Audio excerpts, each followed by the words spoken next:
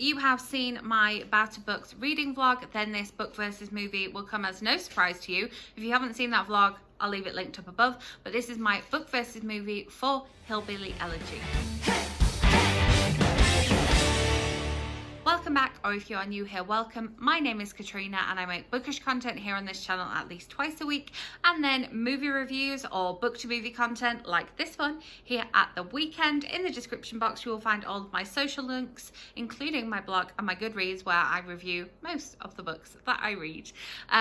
Today I am going to be talking about Hillbilly Elegy. The book is by JD Vance and it was adapted into a movie by Netflix.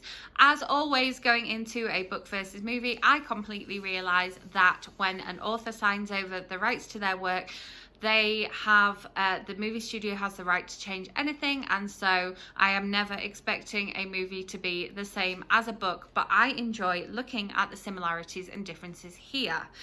This was a really interesting one because the book itself is a non-fiction book, whereas the movie is obviously going to be a biopic. And so the main big difference, I would say, that you could kind of expect this difference before even reading or watching, is the fact that obviously the film is much more dramatized than the book. The book is very fact heavy, and JD Vance narrates the audiobook himself, so it's like him just sitting down and taking you through his life and his experiences from the beginning right up until where he is now, whereas the movie itself gives you a snapshot of parts of his life through flash forwards and flashbacks, and then kind of brings you up to speed with where he is now, with one of those kind of, you know, little writing bits on the end of the movie.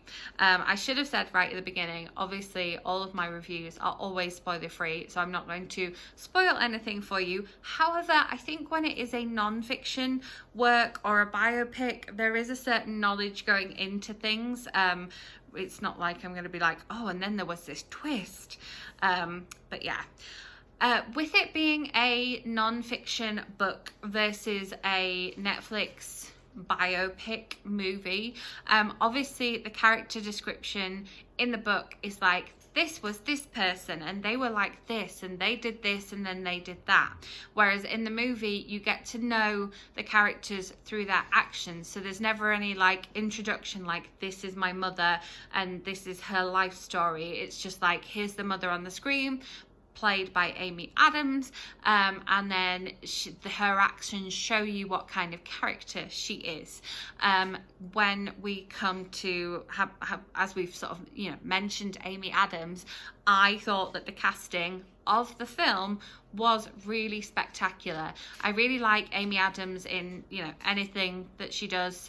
Obviously I'm a big Enchanted fan, but then I also like her in, you know, loads of the other things that she does, and she plays a very, very gritty role in this one.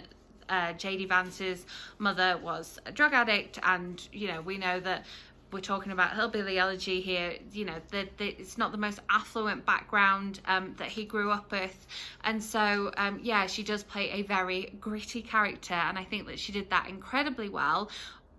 Also the casting of Glenn Close as his grandmother, or Mama, as she is in the book and the film, I thought was really, really fantastic as well. I think that I don't know if this film got released in cinemas as well. I probably should have found out, but I think it would have been kind of Oscar nominations for both of them. They're the kind of people that get Oscar nominations anyway, but I think that she did a really good job of playing this hillbilly grandmother who's got this gritty past when she's, you know, actually a very glamorous actress, and I know that's an actress's job, but I just did think that she did a really good job.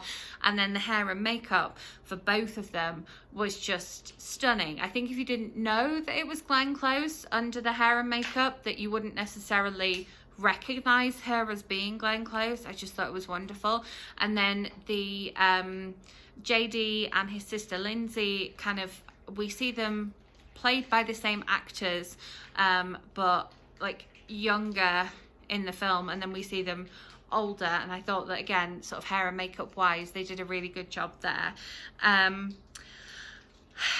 It's interesting. The film went down the route of focusing much more on the female characters than the male characters in JD's life. I think that they kind of wanted to shine the spotlight on JD as the male. They kind of don't talk about his mother's boyfriends at the time, or Lindsay's boyfriend at the time, and then his grandfather definitely features more in his writing in the book than he features in the film. And I thought that was a really interesting choice. They obviously sort of wanted to focus on the females more than the males in the film for one reason or another, but I thought it was just an interesting choice. I didn't necessarily like or dislike it, but I noticed the difference between the book and the film.